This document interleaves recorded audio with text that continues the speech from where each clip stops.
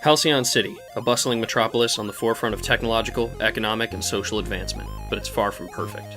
Such greatness attracts great adversity, and the heroes of Halcyon City must protect it from time-traveling madmen, superpowered mercenaries, and evil masterminds. When those stalwart capes retire, who will take up the mantle? Well, the young bloods, of course. Teenagers struggling with their newly discovered powers, finding a date to prom, and battling insane supervillains at the Plaza Mall, all before curfew. And what's more fun than breaking curfew to beat on an anthropomorphic triceratops? Welcome to Heroes of Halcyon City, an actual play podcast of Masks, a New Generation.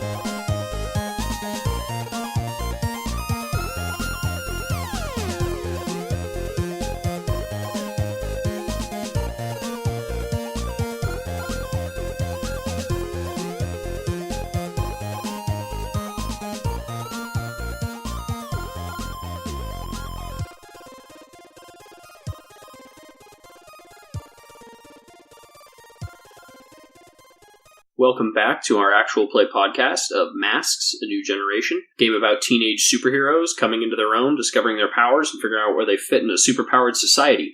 My name is Lauren Peterson. As usual, I'm your game master, and with me is... Robert Segura. Katie Kawaguchi.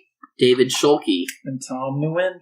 Okay, last we left our heroes and heroine, they had gone through some pretty tough emotional spots, and things have been lying low for a while in the superhero community.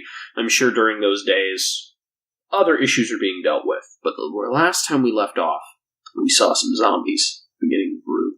And we cut in a panel, a street blocked off, sirens. We're zooming in from above. We get down and we see a side panel of an assault rifle. Doof, doof, doof, doof, doof. Shells falling to the ground around him, muzzle flash, zombies dropping, and we see an Aegis agent in full body armor on the streets, down on one knee. Man next to him, another Aegis agent, lying in a pool of blood. Citizens run screaming as he and drops zombie after zombie.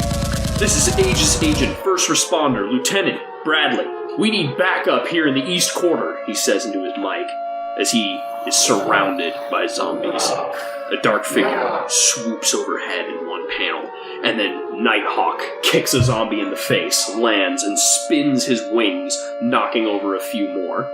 How do you arrive on the scene, Nazgrim? I fly in and start kicking my own zombie butts, and using my cool sword. Okay. What is it? Panel by panel, what does it look like? I'm gonna say maybe a zombie gets ready to attack Nighthawk. He's fighting something, and all of a sudden, shing, he gets chopped in half. And then as he falls to pieces, you see Nazgûl right behind him with a sword. He starts slicing people up behind him. Okay. Zoom out. Another part of the city. A school bus full of children. Zombies banging on the doors. The thing is almost being overturned. Kid Katie, how do you arrive on the scene? Coming with my limo, just mowing down zombies. Oliver just... imagine I have a psychic, almost... What a glorious day to die! Or like a... That, or like a Mario or Spike Sonic kind of thing. Like a snowplow kind of thing. I like the idea that you're either coming out of the sunroof or standing on top, and you are making your psychic weapons appear purple in my mind. Yeah, he's driving, and he's like, he's driving, and how very unkempt of us. You've created a battering ram that's knocking zombies aside. There's like a slight grin. Like okay, so the it pulls up faintest next to hint the school bus, and I start kids into Right the now. limo. Oh, you start pulling kids out of the windows into the limo as you're dealing with the zombies. That's awesome. I feel fucking horrible now. I imagine Oliver Kemp looking a little bit that much closer to Jason Statham in this fucking limo. Just there is. in the movie adaptation, Jason Statham will be playing him. Transporter 5. right. Standing in the park, there is a group of people terrified as this massive shadow looms over them, and then we get like a side panel, and it's from right to left. There's these people huddled under a tree, the Golden Glove with his fists up, and then the zombie version of the Stegosaurus you fought. Oh my god! Episode 1. What do you do? And you're like Duke's up, ready to face off. Duke's up. Bell rings, and the bell rings. ready for round 2, and then I do an uppercut. Like, I jump and, like, try to knock, instead of knocking his head down like I did the first time, I'm going to try to knock his head off by jumping up and punching. Oh, savage. Zombie. Roll to engage a dangerous threat. Shouldn't it be Savior, since I'm trying to... Did you save me? Yeah, he's trying to defend the people, you're right. People are making out in the park. Yeah, I have -1 danger. I don't want to roll that. Ooh, nice. That is solid. A 5 and a 6. So to defend... 11 plus my 3. 14. I mean, you definitely do it. He gets a 14 if I Yeah, took my math there, Katie. On a hit, you keep him safe and choose one. Add a team to the pool, take influence over someone you protect, clear a condition. I will add a team to the pool. Go ahead and make it 3. Okay. You boom, and you knock that Stegosaurus back Super the strength. fuck out with your super strength. Indeed. TK. Where is Theo? Archaea. I'm not going to introduce Theo. You're going to introduce Theo. Okay. So what time of day did this start? Just to kind of get an idea. This was like as the night was falling, right? Yeah. It's now. So What time is it now? Well, there's a school bus of children, so... Morning. It's morning at this point. Yeah. That's true. So that's what I'm What do saying. they do? Well, it started at night, but then as the morning rises, It kind of started slow, and now it's like by morning. This is full on zombie apocalypse. Dang. Okay. So what I will be doing then is, I imagine Theo. Oh man. So maybe earlier in the with his just his baseball bat, like varsity Letterman's jacket, fighting his way. Remember your football gear? Well, towards the high school. Oh, okay. Because if it was morning and kids are going there, I know one person's going there, and I gotta get me some protective gear and not get bit. So at least that's what I'm thinking. So I'm fighting my way to the high school, or through the high school, maybe. So we get a scene. Yes, it's gonna be your total fucking high school zombie apocalypse. Everything starts normal, and that first zombie is coming in. I'm just going. So I like the idea that shit. we see all of that first, all of this first, and then Golden Glove, after he knocks the head off the Stegosaurus, raises his gloves to his head, and there's an earpiece in, and he hits a button, and he says, "All clear here. What's the status?" And Nighthawk turns around to see Nazgrim having cut a zombie in half, and he raises his and he says, "Clear on this end. Aegis agents secured. Where's Meteorite?" And Golden Glove says, "Haven't seen him all morning. Not sure. I'm sure he's out there somewhere." And we my cut panel to of a bloody soaked clothing. No. You just see the bloody bat. The bloody first, bat. just like taking it. And out you're of the standing in skull front. You're by the standing in skull. front of the high school as zombies team Yep. up the steps, and you're just kind of Gotta do this shit. F the bat, and you just look out at them, and then the next page is just Heroes of Halcyon City, Volume 4, The Dead Walk, or whatever we call it, and that's a really legit intro right there. Man. So that's where our heroes currently are. Nighthawk has distributed little earpieces and is currently attempting to coordinate many of the heroes in Halcyon City. Nighthawk is like a Batman kind of guy. Oh, yeah. Yeah. I figured. He's attempting to coordinate people in this holy shit, a zombie apocalypse just broke out. I mean, obviously, that's just a Thursday, but... but still, gotta protect as many innocents as possible. So Nighthawk, who's currently with Nazgrim, he says, "Convene on Golden Glove's location." To me? He says it to everybody. Okay. "Convene on Golden Glove's location. We'll meet, regroup, and retask. Aegis agents are in trouble throughout the city. Someone find Meteorite." And he says, "Over and out." And he turns to you, and he takes his wings, and he kind of goes, and feathers shoot out and hit the zombies in the chest and then explode. And you've cleared this area. And he turns to Nazgrim and he says, "Aegis agents secure. We need to meet up with Golden Glove." It should be a pretty easy task. Can you fly? He looks at you and he says, "It's more of a controlled glide." I suppose we'll have to take what we can get then. So he looks at Lieutenant Bradley. And he says, Lieutenant, you and your men? And, like, 5 guys, like, stand up, covered in like, zombie blood.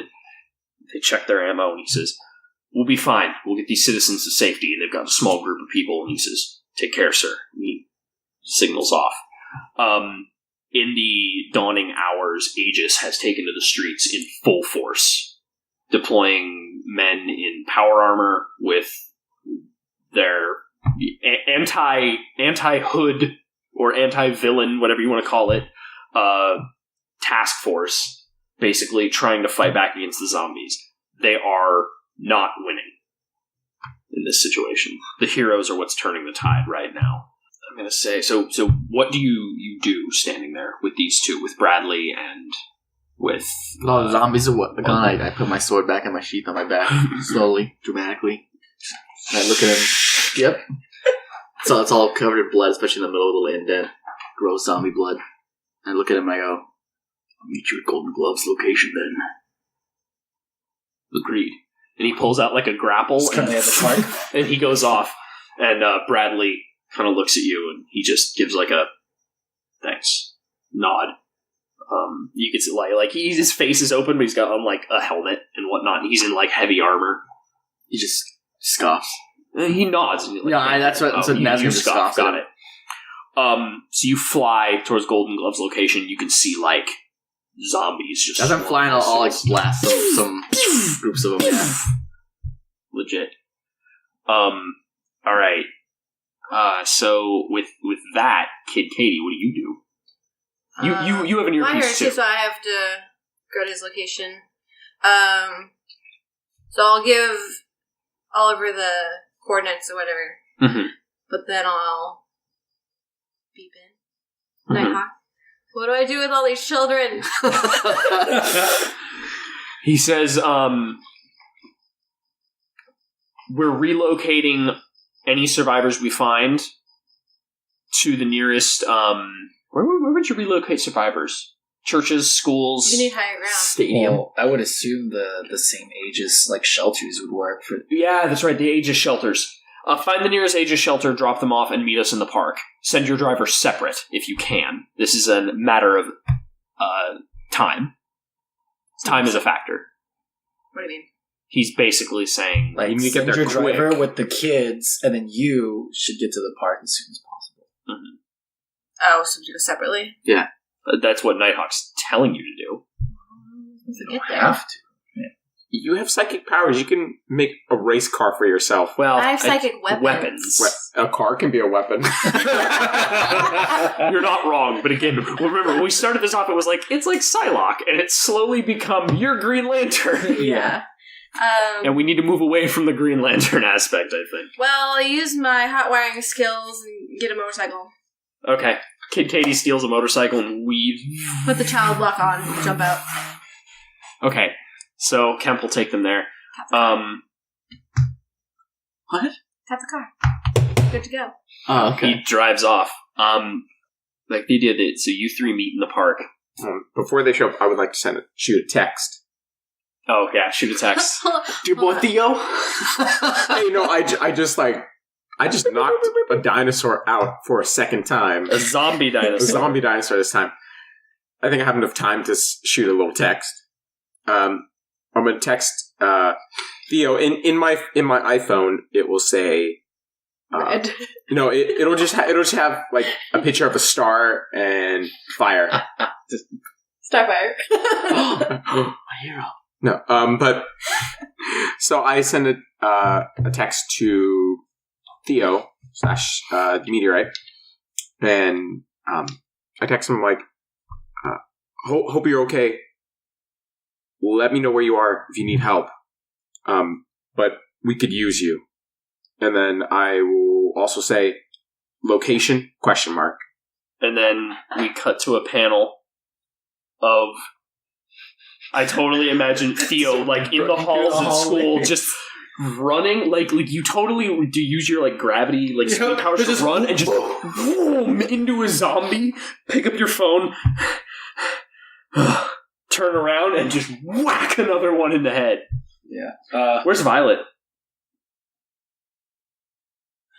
Well, I didn't go to school. I mean, Well- well, if it was early enough for The people city's to like kind of gone to school, she's probably stuck in the classroom somewhere. They're all in the gymnasium with the No, doors they're like all in barred. the band room. They're gonna Like, fight with and they're instruments. waiting, and they're probably waiting. No, Yeah, they're it's like. their tuba.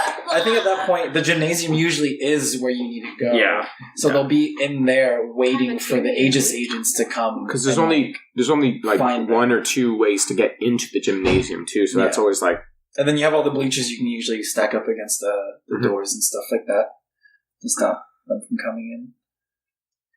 So you. So I'm trying to make my way through the gymnasium, and then I'll text, like in between while it's safe. I'll text back and let Arthur know that I'm at the high school trying to find Violet and help the survivors here while we're waiting for Aegis agents to show up and clear the place. But it is pretty packed, and that I'm going to stay here and help them as best I can. okay. I imagine we can have So- this conversation before they get there. Mhm, yeah. Then I'll just text back real quick.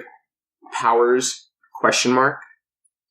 And then I'll text back like, keeping it low key, but I'm not holding back. I could really use some help from you guys though. And then I'll text. Because then I'll include like, I haven't seen any agents here yet, and there's still a lot of kids here. I'll just text back. Okay, see you soon.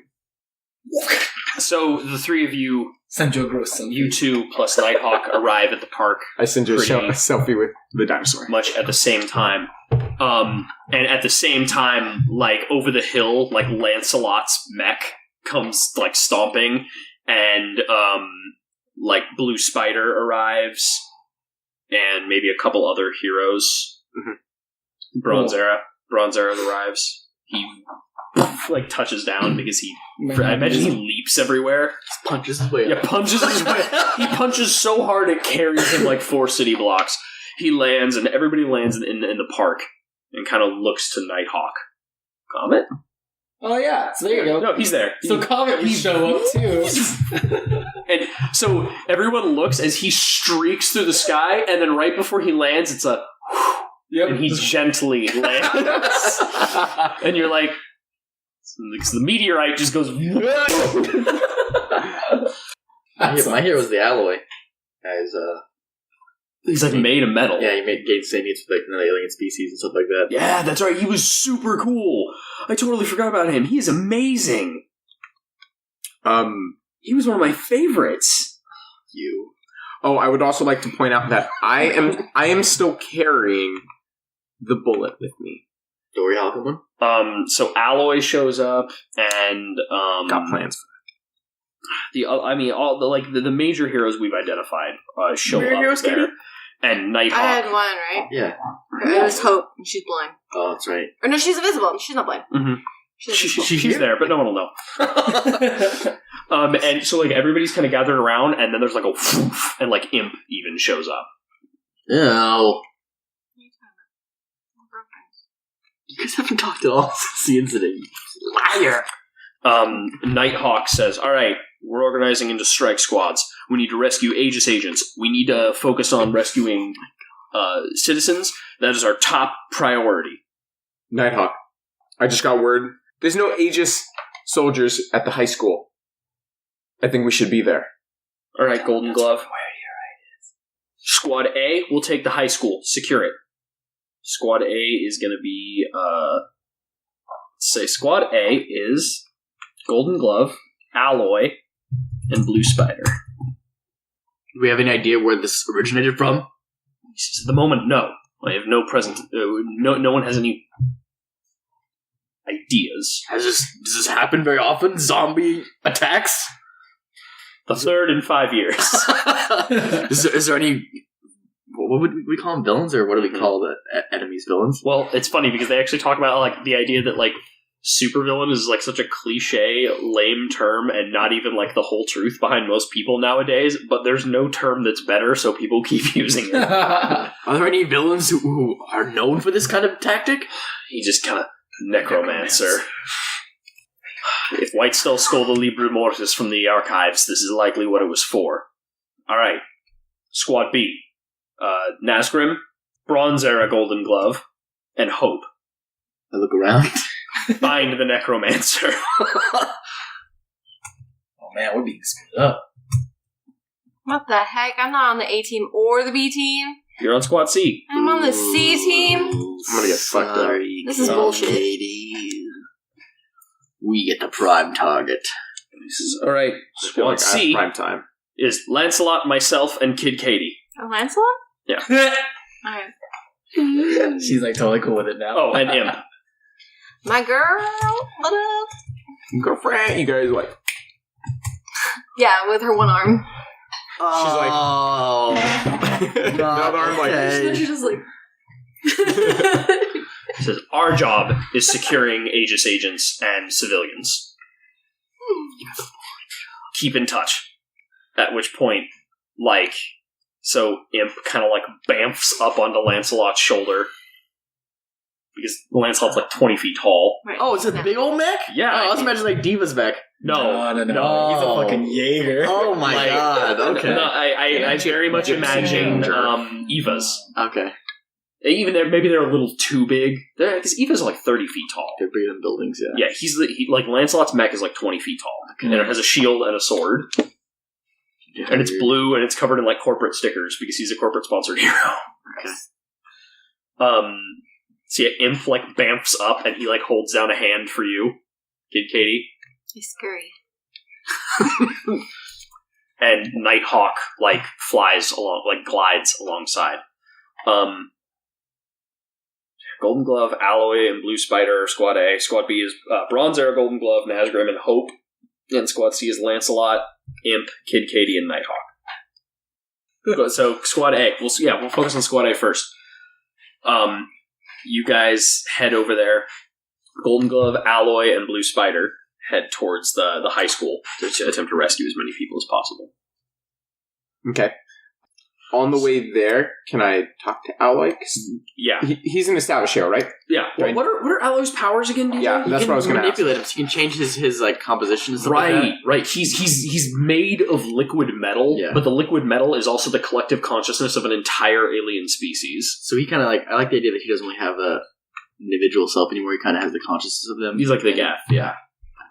So he's flying, and Blue Spider is Spider-Manning around. I thought she had She- spider legs that she can walk on. She has Doc Ock style legs, but she also has synthetic Oh, that's spider cool. webs. Okay. And then she's basically if Spider-Man met Doc Ock met Iron Man, Awesome. all rolled into one. But Awesome. also, she's better because she's female. Also, She's better because she's kick-ass girl. Mm-hmm. Yeah, I don't... Spiders. Actually, yeah, I will talk to them. okay.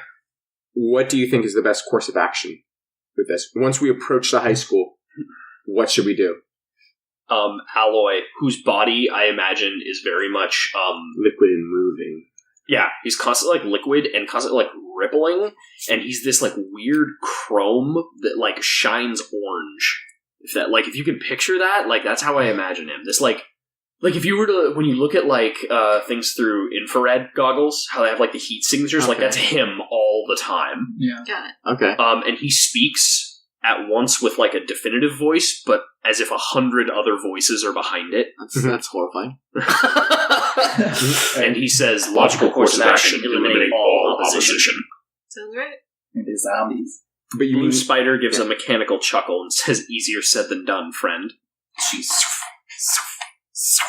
I have reason to believe that the students are held up in the gymnasium. We need to get there and secure that place for the Aegis agents. Affirmative. Alloy says, and then streaks ahead. You have trouble keeping up with them. I imagine so. Are you hoofing it? Yeah, I'm hoofing Yeah, it. he's running alongside them, and Alloy's just kind of flying, while Spider is doing a combination of Rocket propulsion. rocket propulsion running on walls, her spider limbs grabbing things and throwing her. She's just doing all sorts of movement around, and to watch it is bewildering. Yeah. Yeah. I have legendary speed, though, so... He's got legendary speed, so he can keep up, but because they are adult heroes, they're clearly handling this better than him. Yeah. The Bronze Era, Golden Glove, I'm running Nazgrim, like and this. Hope are headed to find Do we Necromancer. know, Do we know his lair? Anything about him? Bronzera says, crosses his arms over his chest and looks down at you, and he says, "No. The man is elusive, hides himself via arcane enchantments." And then the disembodied voice of Hope. You forgot a comment in there somewhere. Oh, yeah, where's Comet? Who's Comet with? Wasn't there? There was one group that had fewer people, I think. Probably B. B and A have fewer people. He's with B then. Yeah, and that'll balance everything out. So Hope says, well, you may be able to track his magical signature if we could figure out a way to do that. Comet, just kind of floating there, he looks around and says, or we just follow the horde. Do they have a track they've been going along? Might be able to see where they're coming from, or find the largest concentration of them. He's sure to be at the center of it. And Comet, and streaks through a group of zombies, just pulverizing them with all the finesse that Meteorite can't quite muster. It's okay. I'll be better. Yeah, I was gonna try to lift my little snoot in the air and try to see if I can smell any magic. Assess the situation. What's the bonus for that? Why don't you have Comet help you? Comet just flew into a horde of zombies. No, but I'm sure he's going to come back. Yeah, he's like, can't you be like, he's like slinging himself around. I can fly. Oh yeah, you can fly, but like, I don't know. I just thought he would be able to help you. Yeah, it's plus superior. Oh snap! I got +3 superior, homies. And roll a 10 anyway. That's a 13. Ask 2. What here can I use to blank? What here is the biggest threat? What here is in the greatest danger? Who here is most vulnerable to me? How could we best end this quickly? I'm gonna ask. Jeez. How can we best end this quickly? Assuming that these zombies are being controlled by the Necromancer, which is correct. As far as, no one else does this kind of shit. Finding him and taking him out is the quickest way to ending this. What here can I use to find him? If you could track the scent of his magic, okay, you could find him. And then I have one more question? Or, no. You asked 2. So okay. That was the 2. Putting 2 and 2 together, what here could you use to find him? White Skull. Or is Orichalcum? But I don't have that anymore. Well, where'd White Skull get the Orichalcum, and what did White Skull steal? This little thing we left in the Book of the Dead. Okay. In the very first encounter. So, what here can you use to find him? White Skull. I consider him here in the city. But they locked him up, right, or something like that? Yeah. So he's locked up in the prison. Alright. I can track the scent if we're able to get a source of his magic from me. And I believe White Skull was under his employment. Hope says Golden Glove. that might be a bit difficult. He's locked up in an Aegis prison. Fighting our way into that might be just as tough as fighting our way through this horde. Golden Glove kind of... I'm sure I'm willing to dish out some punishment to those inside. I say we go for it. Plus, I owe White Skull a little bit of payback. What does Comet say? He kind of looks around after he swoops through another group of zombies. He comes back and he says, I agree, it might be our wisest course of action. If indeed he was working for the Necromancer, he might know his plans. Sounds like we have a plan then. Breaking into an Aegis prison in the middle of a zombie apocalypse to fight through a horde of supervillains to get to a mundane man in power armor? Yeah, we have a plan. Glorious! And then Squad C is off just rescuing people. We see our opening panel. Linoleum tiles, bent, messed up lockers, pools of blood sort of spread across a floor. Broken pencils, backpacks, notebooks lie in this puddle. We see the next panel is just the end of like a bloody baseball bat, just dripping, drip, drip, drip. And then we look up to see a football helmet, and inside are just 2 eyes glaring out. And the next panel we see is from behind a short figure, clad in like mismatched football gear, with a bloody baseball bat standing in the hallway of a high school with about 24 zombies in front of him. We then cut to, like, if you were to flip the page, the next page is just 1 or probably 3 panels that go all the way across, and we see from the side our masked figure. Just every, like, half inch is a new, like, image of him bashing zombies as he moves down the hallway. And as we established before, this is Theo in his new disguise since he lost his costume as, what were you calling yourself? The Sportsman or something like that? Yeah. See, it's going to be something. There's no official yet, but when he meets the first person, whatever's going to come to my mind is we're going to roll with. So I really like the idea that this opening panel is an homage to the hallway fight scene from Old Boy, which, if you haven't seen it, is just absolutely brutal and intense and fantastic. And a great fight scene. And I'd love to imagine that Theo is just...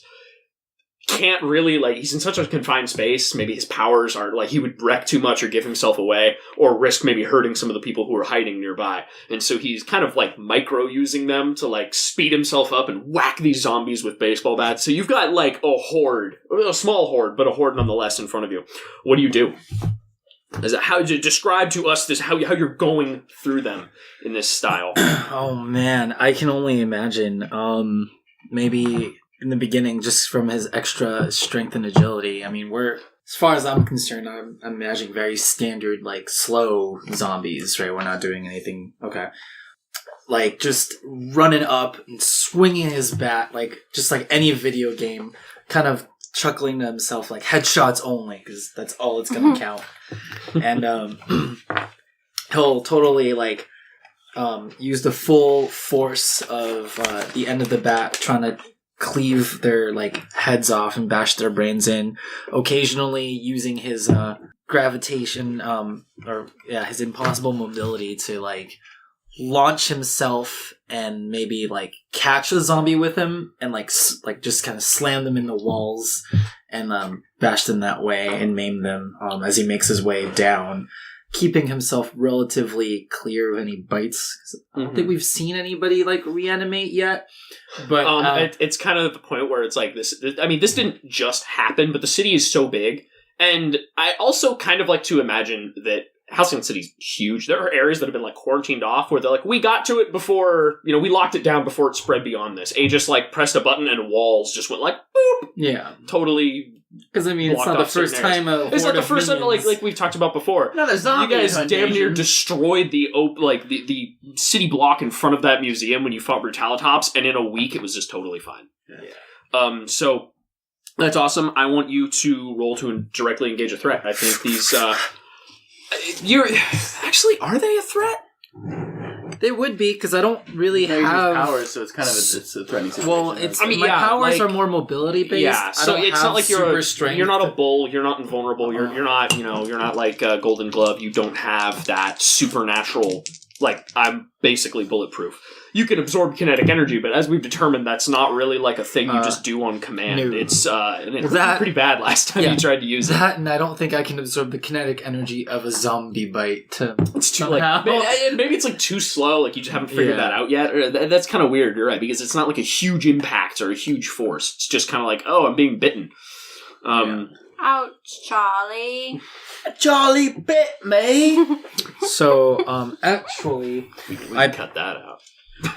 No, we don't have to. I did take another move from a playbook. Oh, what move did you take? Wait, did we discuss this? Yeah. Remember, it was the... It's been a while. I don't.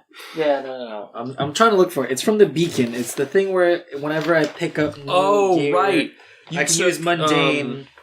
it's... not enough powers, not enough training. No powers, not enough powers, and not nearly enough training. Yeah. That. So I'm trying. Oh, there it is. Beacon moves. No powers and not nearly enough training. So you're always picking up new gear to yourself in the game. Whenever you pick up a new piece of gear, you can write it in as an ability.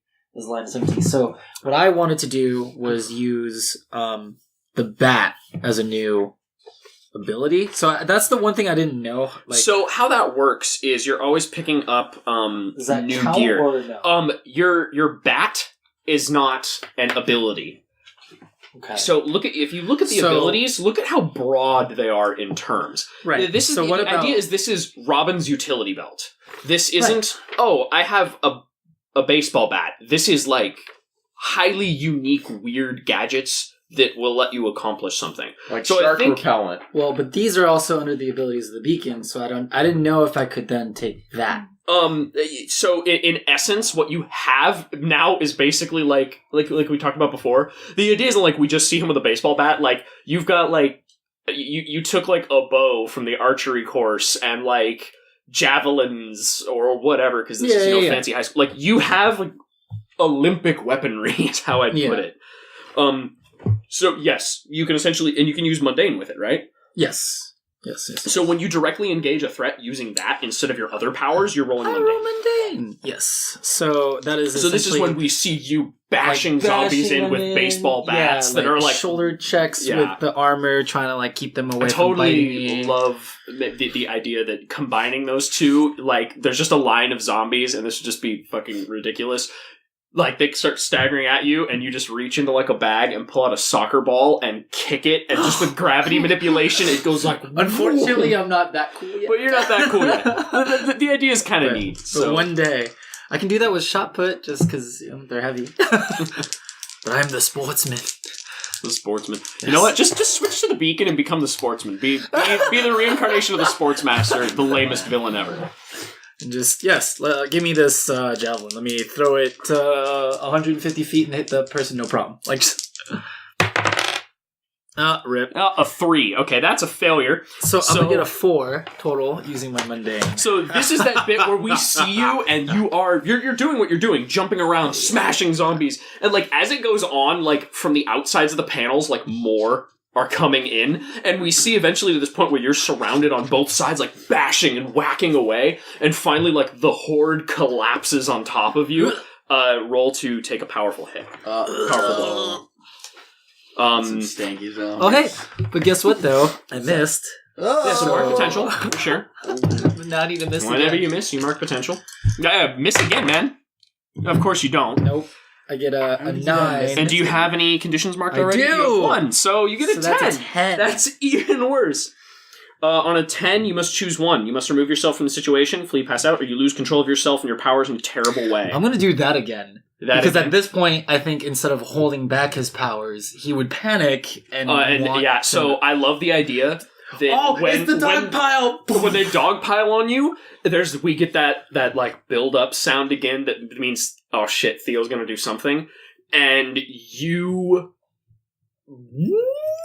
there's that explosion as your powers take off, and in a great and terrible way, you streak down this hallway, and all the lockers, like, crumple in behind you. The glass on all the windows breaks and comes flying with you, and you slam through the double doors of the auditorium and roll out in front of everybody as, like, a wave of zombie limbs and locker doors and glass showers over all of them. And you kind of look up to, football helmet still in place, so your disguise is all bloody, and there's, like, a look of sheer terror on their faces, and, like, 2 guys who were there, basically, like, standing by the door, had the same idea that you did, just run up and start wailing on you with baseball bats, because they don't know, like, what's happening. What do you do? Stop hitting me. I'm one of the living. They pull back, and, like, we get this panel of you, like on the ground, holding your hand up and, like, spitting up some blood as these 2, like, jockey high school dudes are like, oh, oops. Not a zombie, goddamn. Horrible. You see the auditorium is, like, barred on all sides, and, like, you can hear the steady, like, thump, thump of things beating against the walls. And everybody, like, all eyes are on you. What do you do? That thump, like, is getting more intense. So, like, before I address the masses, because obviously at this point those doors won't hold, and I've effectively bursted through one anyway. I'd like to try to assess the situation, see, like, what adult is in charge, and maybe, like, try to convince them that we need to get everybody out of here. Definitely. If you stand up, and we see a moment where Theo catches his breath and his eyes look out from I behind. wipe the blood out of his eyes too. But just Yeah. just like, And I really like to imagine you scan the room and we see this panel of like faces. There's probably maybe 100 people in here, maybe more even, adults, whatnot. And like in that crowd, like for the briefest of moments, you lock eyes with Violet and then keep going. I get a 12 on That's my assess the 12. situation. Awesome. So you get to ask 2. Ask 2. So first, this is weird. Okay, so what here or who here can I use to convince this giant crowd that I need to go out with me the way I came? So when you ask, what here can I use to convince everybody to leave? You look up and see that, like, you know how auditoriums have those, like, high windows? Yeah. Uh-huh. Like, there are, like, zombies now clawing at those, and one of the doors, like, buckles in. Oh boy. Okay. Oh jeez. Okay. I guess the idea being I'm trying to convey a sense of urgency. Like, get the fuck, yeah. Like, that's probably your best bet as far as convincing them. I kind of want to know who here is most vulnerable to me? Who here is most vulnerable to me? I'm going to answer this question in a way you may not expect. Yeah. No, Who here is most vulnerable to me? You see in the corner, because this is a huge city. We're not talking like, oh, I went to preschool and then elementary school and then middle school and then high school. This is, I went to this school. Yeah. In the corner, sort of huddled around, are a bunch of children, maybe between 9 and 11. Mm. And there is a teacher there with them trying to comfort them as they cry. You see that in the panel. We get like an isometric shot of you standing underneath the basketball hoop that's on that side of the court, and everyone just dead silent staring at you, and there's like a sniffling coming from the corner where you can see like a few teachers trying to calm down some very young children who are very terrified. Okay. Trying to like muster up the most. And also at this point, so you do that, and then I'm gonna kind of shift a little bit here. Okay. One of the teachers steps forth, and a brief moment of confusion because like no one said anything for about 15 seconds now. He says, "Who are you?"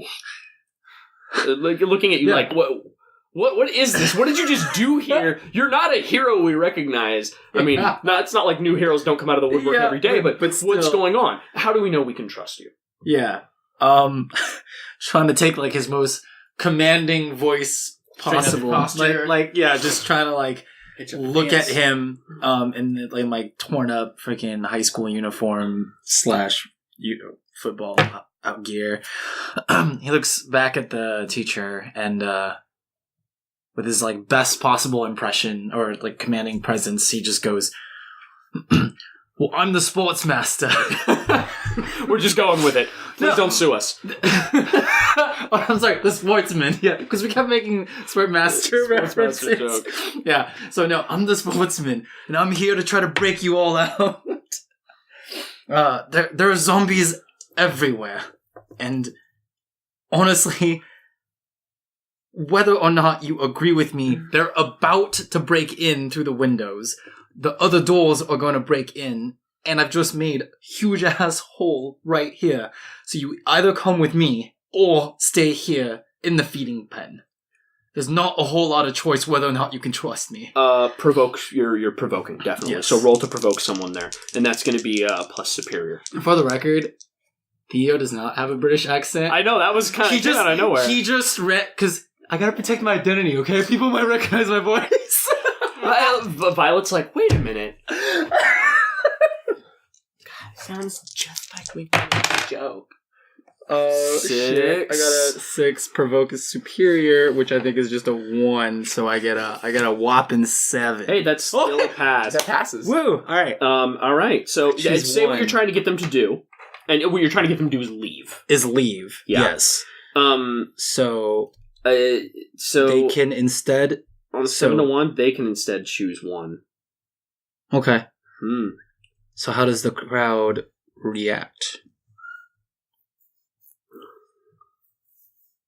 They instead choose one. Oh, so they stumble and you take +1 forward against them.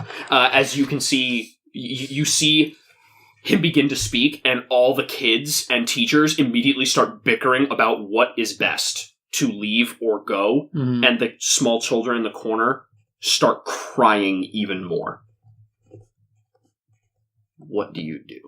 You have a +1 forward to influence at this point, but no one's going anywhere. And also, the lights that hang sort of begin to shake, and a little bit of dust falls. Oh no, they're gonna come down through the... So, what does Theo do? Oh my god. Okay, so describe this... Again, to look at that panel, the guy like points his finger at you, and you basically give your whole speech, and then we see him begin to open his mouth, and the next panel is another wide shot from behind your football helmet of like all these little like voice bubbles. We should go, we should stay, we're gonna die if we stay, we're gonna die if we leave. And then just a shot of Theo like looking to the side and seeing those children start to cry even harder. Okay. At this point, so seeing like what he now assumes is the freaking zombies on top, just their weight shaking the ceiling or whatever. He will... I guess I'm gonna be he will be very selfish about this. Do you want me to suggest a move for you? Potentially? Okay. Because I was gonna say comfort or support, because would it count, like because all these voices are happening, can I identify someone who's telling people to leave and essentially like... I think if you chose to comfort and support the children, that might go a long way to further your cause. If you want to do that, you can. I mean, in a manner, you could even directly engage a threat. Theo wishes he had the ability to bring a whole crowd to overwhelm. Theo wishes he had Katie right now. Yeah. I love the idea that he's sitting there looking at that, and we get a thought bubble, and he's like, I have never needed her more than right now. Just the ability for her to just go, all of your emotions, like, just shut up. Okay. He is going to, because I think the kids are really, like, because in these kinds of situations, like, the first person to panic starts to set everybody else off the panic. He's going to try to, like, go over to the teachers and the adults with the kids, because I bet you the kids are too scared to move. And, I like that what we see there is that isometric shot again, and you take the bat and put it on your shoulder and just stalk forward and push that one adult, that teacher, out of the way. And you walk into the crowd and they tense up and then split as you just walk through them straight over to the children. And you get down on one knee, again, with the bloody baseball bat over your shoulder, and look straight into the eyes of this, like, crying 11-year-old girl. At this point, so I'm going to take the knee down to these kids and lift my helmet a little bit, because I'm sure all of, like, the gore and stuff isn't really helping them. And I just look at these, like, you said, like, they're 7 to, like, 9-year-olds. From behind, I like that you just lift it just for the enough kids. for this little girl to see. Yeah, so I lift the helmet for her, and I just look at her, and I just go, little girl, you live in a whole city of superheroes, where we all have grown up when we were little, and we were scared and powerless. Come with me now. Be brave, and rise amongst the rest of us, and become a hero today, and help save the lives of those around you. It might be scary and hard, but if you follow me, we will make it through this together. I promise you. So definitely roll for comfort and support. That awesome 5 is just so You great. do have a +1 forward, though. That makes it a 6. Nope. I'm just gonna let it be. I'm gonna fail Right. it. I'm gonna fail it, which gives me my 5th potential. Hey, that's plus mundane. Don't you have a shitload of mundane? How low did you roll? You got. Oh, right. You guys been shifting my shit going down. Yeah. Not me. Wasn't it? What was the guy's name? So you fail to comfort or support her. So you mark potential, which means you just got an advance. Yep. Yeah. What are you taking? the little girl kind of backs away in fear from you, and the one of the teachers puts his hand on the back of your helmet and pushes it back over your face, and he says, "She's 11. She doesn't know what you're talking about." He says, "You're a hero, right? Solve the problem. Keep us safe." And he shifts your savior up. Yeah. So he's going to shift your mundane down. Do you accept that? I mean, yeah, because Theo's gonna be like, fuck, okay, fine. Like, plus he has influence on me because he's an adult. Oh my god. He does. Yep, I'll accept it. Channel your inner golden glove. I know. Save them. I can't stop this entire fucking... Don't worry, buddy. I'm on my way. I know. I'm on my way. I just need them to move. So how worse does this situation get? Because otherwise, remember, you do have a form of communication with the rest of the team. yes. So Texting him? That's every time. yeah, like He's like, wait, one moment. That's not the rest Save of the team. us. That's like one member of the team. Can I use my powers over the phone? no. We FaceTime. You, oh my lord, FaceTime. Just, I would say that would be a definite Pushing your powers. Yeah, unleashing your powers. Like, You want to try it? We don't know. Like, we don't know if Katie can do it just by seeing you, or if you just have to hear her voice. Like, we don't know. You could try it. Try it, though. Yeah. Theo Morell is FaceTiming you. Why? She's also in the middle of doing something right now. She's like fighting. Yeah, that's totally Kid Katie though. Yeah. Just like she's sitting there like with her psychic guns. Oh my god, how do I... Yeah, boop, boop, boop, She's boop, like still shooting zombies. So yeah, what do you do? Okay, are you gonna take a moment of truth? Yeah, and you're gonna use it. Totally gonna do. Okay, can So I mean dumb. you definitely want to use your moment of truth here. And honestly, I have this perfect idea where you look up at the adult and you grab the baseball bat and you walk over, and we see this again. gosh. Everyone looking at you isometric, and you walk over to the doors and you just take the football helmet off, let it drop, and Theo turns back to everyone, looks Violet dead in the eyes. Without a British accent now. Without a British accent? You want me to help? Help yourselves. Run. And he just, boom, the doors open, the zombies flood in, and we just, how do you use your powers? You save the day. That's your moment of truth. Yeah. Are you a fucking villain? I mean, Yeah, I know, right? Running with the bulls. Oh, and with that, I think also that, I mean, that's a huge, like, moment.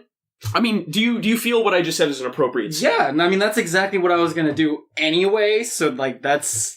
Specifically because you already have angry marked. Yeah. And I feel like him telling you that That's what I'm is saying, like, the anger, like, fine, you want to do this? Yeah. Yeah. Okay. And So just- if you're accepting that I want to design Yeah. to like lay out that scene, I mean, like you look her dead in the eyes as Theo. I think that's kind of cool. Yeah. And you break the doors, and poof, everything floods in, and they run. But I mean, it says. Doesn't matter if others can see it. You're the one that can do the impossible. Mask off, costume on, and you're going to save the damn day. So, how does Theo save the damn day? I mean, this is... whenever you use your moment of truth, it puts me out of control. You are now the narrative designer here. Oh. Describe the panels we're seeing as Theo saves the damn day. You use your powers. You do what you do. So... This is the moment where the hero stands back up and pulls on his reserves of energy and just beats the ever-living hell out of the villain. This is the moment where you win. So what do you do? Alright, so I can imagine, like, okay, so I'm not very good at describing panels, so it's gonna be more like scenes, so break them up into panels as you want to. But I can imagine, like, after saying that line, like, more so directed to Violet, because that's the only person he really cares about at this point, telling her to just run. And he breaks... So you look at the teacher and say, fine, you want me to help? And then you look at Violet and you just say... Well, I look at him first. It's like, fine, you want me to help? And I get up and I'm walking towards, like, that last barricade. And I rip off the helmet and I turn around to, like, and there's quote, look at all of them, but really my focus is all on her. All on her. Like, if you were to look at the panel, everyone has, like outlined features. They're just kind of colored blobs, but she's drawn in detail right in the middle. Yeah. And then, and there's just a look on her face of absolute shock. Yeah. and I'll just be like, I'm going to do the one thing I can do. The rest of you need to run. And turn back and just break open the doors as, like, the horde just starts to, like... The first thing Theo would then do is, like, fucking shoulders down, pads up, and just charge up his energy and literally just bowling ball through that initial group just to, like, blow them back. So we see the couple of zombies like get around you, and you do your thing where you charge up and you zoom forward, and the ones behind you are like caught in the back blasts and flying against the walls as everyone runs screaming out. And this streak, this meteor, this bluish orange light, vroom, and then there's a sort of energy explosion in the next panel that we see outside, and Theo is standing there. Parts of the armor have fallen, or the football pads have fallen off at this point, and you're standing in, like, the sports yard of the school, and we get, like, a helicopter view of just zombie horde that's, like, swarming the school. Oh my god. And how do we see you dealing with it? So I see, like, all these hordes just swarming this, like, entire, like, high school, the yards and everything, and looking back at, like, finally the teachers and the students running back the way I originally came. Knowing that I need to kind of escort them, he kind of like looks around and he looks and like identifies a couple like the structures or whatever, and unsure of his ability to do so, but he just remembers the bank and just full on charges straight into the pillars, hoping to absorb or explode whatever the hell his powers are supposed to be, whatever he doesn't know, and he just he loses himself in it. Yeah. So you like start slamming through support pillars in the building. You zoom out, explode, sending the zombies back, and then get them to chase you back in the building. Where we see this panel of them sort of flooding in, and like, there's Theo is a blur as he slams into all the support struts in the gymnasium. And it's a big ass gymnasium. And then there's one final shot of like him with a smirk as the zombies are about to crowd around him. And then the ones on the high glass are coming in.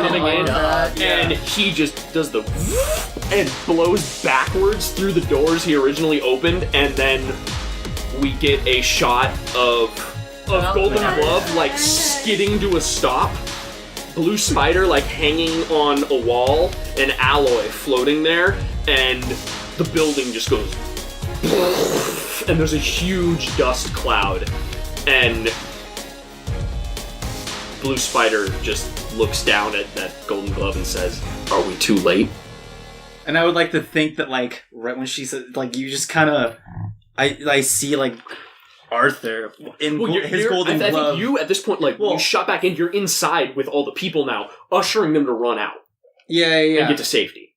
And, like, again, that moment that we saw before in episode 1, where Violet is trying to look back at you, but she's being ushered away. But this time she sees you. Like, as you.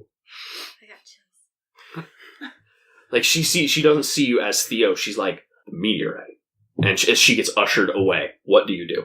So, yeah, as everything's, like, collapsing down, I turn back to this massive crowd and I say, keep moving! And, like, we keep running through or whatever. And, at this point, I still have, like, my javelins and Olympic gear. Like, some of it's fallen off, but to the point where, like, you still have the ability, so it's there. So it's like, you know, me just, like, at this point, just throwing a couple of things here and there to clear, like, the random zombie. I like the idea that as everyone's running towards the end, you are, like, backpedaling, and you, like, hurl a javelin or two, and then you pull a hockey stick out and bash a zombie, and it shatters, and you stab another one, and it's just this violent, absolute violent danger scene. Yeah. Well, this is Theo being the mask. He is embracing all the violence and anger and like confusion and danger that it has ever represented. That I only just recently cleared. All the insecurity that you just recently cleared. And again, I think what happens is the school's front doors burst open to a schoolyard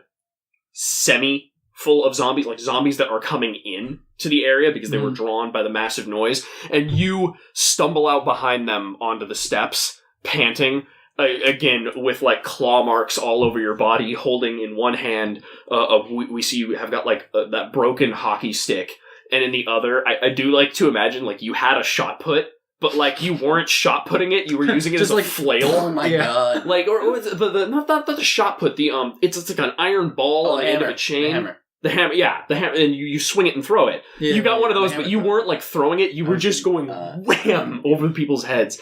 And so you stand there like bloodied but unbroken as everyone looks upon you in awe because you're on top of the steps. And at this point, the zombies are moving in. Golden Glove, Alloy, Blue Spider, you see this. What do you do?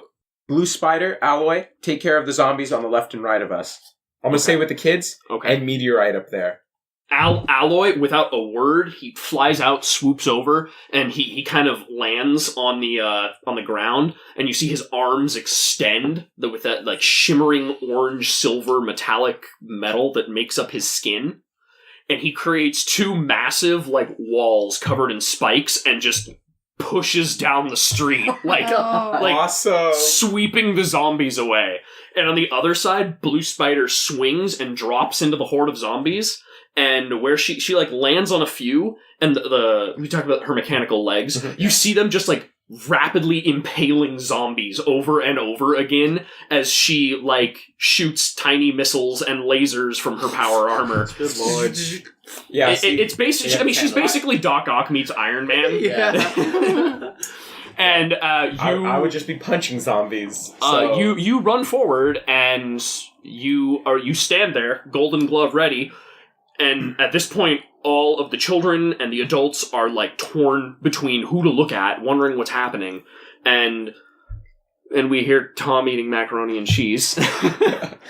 And you sit there and look up, and we get a scene from, like, Theo's perspective, and there's all the children, you, and then, like, the front gates of the school, Blue Spider on one side, Alloy on the other side, butchering zombies. And what do you do, Golden Glove, when you see this? Like, when you come face to face with Theo and everyone else. I'm going to run up to him. As soon as I get up to him, I kind of stop a few feet away from him. You save them. Kind of like scoff. I'm like, if any of them fell, I wouldn't know, but yes, I did my best. I just extend a fist out to him to do like a little fist bump. A glove? With my glove out to you for a fist bump. How do you still find the energy to be chipper on a day like this? And like, bumping back. Alright. With like a, Squish. like a very like the hand that's like holding the broken hockey stick of just like... Because I can give influence over people. At any point in time, you can give influence to someone who does not have influence At over this you. moment, right when we fist bump, I'm giving you influence over me again. Because you're like, damn, you saved all these people. Okay. So at that moment, and then when you say that, how do you have the energy to be this chipper all the time? He's bumping your savior up and your freak down. Freak? Yeah, freak. He's lowering your freak and upping your savior. Do you accept that? The only thing that hasn't moved at all. Well, because, like, I don't know. Do you guys think freak applies there? I think No, freak applies I think that applies, but I'm saying, like, I've never moved it. because in he's this being, game like... yet.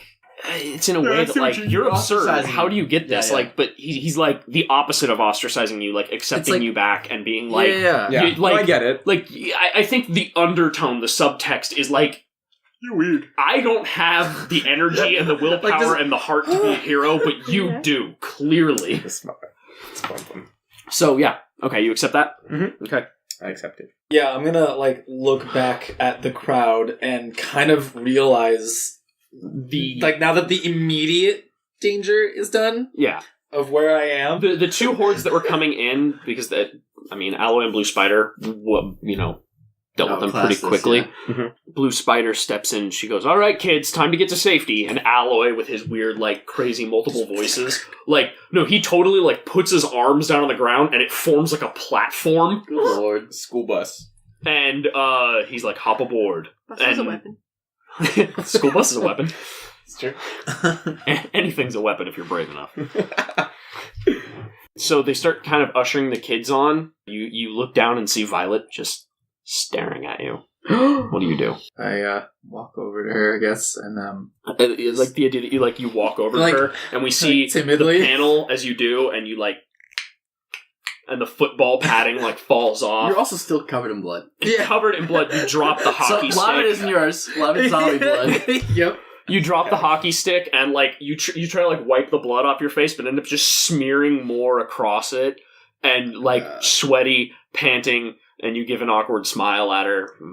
So what do you do? And so awkward smile. I go. So about that night, I'm sorry I left you alone, but there were clearly more important things that needed to be saved.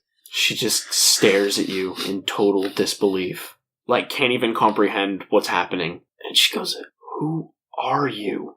How do you respond? Look at her back, like with a just easy smile, and just go, "I'm Theo, your ass, Morel." Oh my god. Trying to chuckle. She scoffs. Really? Theo Morel? I thought I knew Theo Morel. You didn't tell me? You let me sit? You let me worry? You ran off gallivanting, saving my father with whoever these people are? I thought you trusted me. I thought you cared. You're right, Theo. You are an ass. And she turns around and steps onto the platform. I guess like before they leave or whatever, I just like I try to grab her hand. I don't. I go to, but then like kind of. I think you go to grab it, and like her fingers slip through yours, and as she steps on the platform, she turns around and wipes a tear from her eye, and then we see Alloy lifting them off, and you and Gold and Blue Spider, or Alloy takes them away. Like, he flies away with them, and Blue Spider's in the courtyard, and she just looks at you, looks at Golden Glove. You should probably rendezvous with the others. The others? You have no idea what's going on right now. We'll get them to safety. Meet up with Squad A or Squad C. We are Squad A. Oh, sorry. Meet up with Squad B or Squad C. Roger that. We'll meet up with Squad C. She looks at you, Theo. She puts her heavy metal hand on your shoulder and she says, I don't know who you are, kid. What you did today was incredible, but you got your whole life to figure the rest of that out. Trust me. It's not worth it where you're at. It's not worth it for how young you are. We've got this city. You need to take the time to figure out who you are. Fighting zombies isn't something a kid your age needs to be worried about. And then her legs, and she goes away, and she shifts your mundane up and your danger down. Do you accept that? No. Mundane up, savior down. She's telling you you don't need to do this. There's other people out there who can handle it. Do you accept it? So I'm just trying to think. I probably would, considering that, like, my girlfriend was just, like, what the hell is this? Like, you didn't tell... So, like, he probably, at this point, would not want to be a hero. Mm-hmm. Or, like, want less to step back. And her telling him that will probably kind of reaffirm, like, go off and be normal for a bit. Maybe. Okay. I think he would. Okay. So, now what do you two say to each other? Yeah, so I'm still the same, like, standing there, kind of, like, thinking about what she said a little bit, and watching them, and watching Violet just leave. I imagine we're standing, like, shoulder to shoulder. Shoulder to shoulder in a courtyard, and the occasional zombies coming up, and you're, like, punching and, like, smashing at them while you have a heart-to-heart. I'm gonna lean over. Hey, Theo. Yeah, Arthur? What city do we live in? Halcyon City.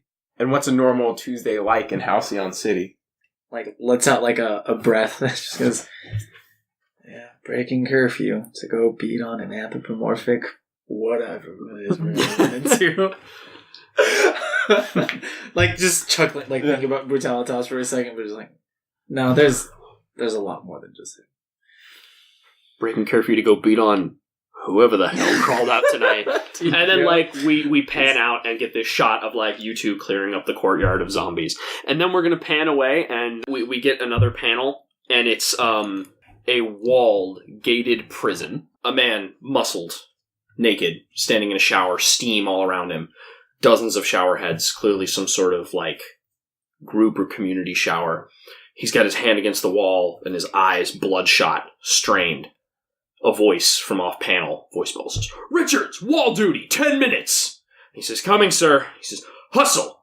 You don't want to have to guard Galaxion, do you? And we get this shot of, like, this nebulous purple orb. There's a bunch of guys in, like, this white room guarding it with assault rifles, and, like, a tentacle shoots out and grabs one and slams him against the glass, which cracks, and it, like, he bleeds. and then they all open fire into it, and there's this horrible, ungodly, like, screech that comes out, and then we get the man, hand against the wall, shaking his head, and he goes, "Yes, sir," and he shuts the shower off. We see him put on black pants, a black jacket, black armored vest. He raises an assault rifle, checks it, and he walks over and he puts on a helmet, and we see him, and it's an Aegis helmet. He walks down the halls, stark, stone concrete, and presses through an open door. Beyond is a twilight sky, and he steps to the edge, looks down, and we get a panel shot of the front of the Aegis prison. A wall, 50 foot high. Below it, a horde of corpses. And every 5 feet is a man with an assault rifle unloading round after round after round into a seemingly endless horde of zombies. Beyond that horde, we see, like, in the corner of the panel is the corner of a building. Standing atop it is Bronze Era Golden Glove, Nazgrim, what we assume is Hope, because we can't see her, and the Comet. That'd be like one of the most annoying things. Is she still here? She could be like... Can you feel her presence? Like, she bolsters you. Right, she does bolster you, so you know when Hope is around. You're filled with hope. So Comet, his arms crossed, broad chest, he looks down and he says, "Seems like they could use some help. What's the plan of attack?" "You humans certainly know how to make your prisons. Quite a display." "How do they handle prisoners on your world?" "They don't stay prisoners for very long." Ooh. I think you activated a move there. Like, I baited you into doing it, but I think you did. Because it's the home planet thing. When you talk about your home, not so different after all. Or whenever you openly disregard or undermine an important Earth custom in favor of one of your own people's customs. When you talk about your home. I mean, you talked about your home. Roll plus freak. Oh, boy. What's my freak at? Probably was 3, right? Yeah, your freak's at a 0. Really? Yeah, it's freak's I at got 0. 6. You failed. Oh, damn. You inadvertently reveal more about yourself than you planned. Tell them a secret or vulnerability you haven't shared with Earthlings before now. So you say, on my planet, they don't stay prisoners for long, and then you have to reveal a secret or vulnerability. You mark potential, though. Every day I learn more about your people and how different they are. It's strange, but I think it's starting to wear on Earth. I'm starting to grow attached to you people. Okay, so the secret is, like, you're starting to favor Earthlings? Yeah. There's a lot that we learn from keeping your prisoners alive. Oh. It's admirable, I suppose. Golden Glove, and he leans up, and he actually, the Bronze Era Golden Glove looks at you and he says, "Oh, I guess not all aliens are that savage." And he's gonna shift your freak up and your mundane down. I'm okay with that. Comet, again, with his massive arms still folded over his chest, says, "My question wasn't answered." Who's the most, Bronze Era Golden Glove is probably the biggest leader, but you can see him just kind of like I like to imagine that Bronze Era Golden Glove is really always focused on himself. I mean, we established that. He's kind of an asshole. Yeah. So he's like, he just kind of raises his glove and he looks out over the thing and, like, you can see him clearly planning something, but he's not saying anything. What's going through that mind of yours? Well, they're overwhelmed. Comet, do your stuff. Make a distraction. The rest of us spearhead through the front gates. Hope says, we could simply fly over the walls. Do they have any defense for that, or they're just going to let us fly over? Well, we're the heroes here. I haven't seen any flying zombies yet. And let's keep it that way. Golden Glove says, "Alright, there'll be plenty of time to punch zombies later. Besides, not much glory in killing the undead." Hope just kind of...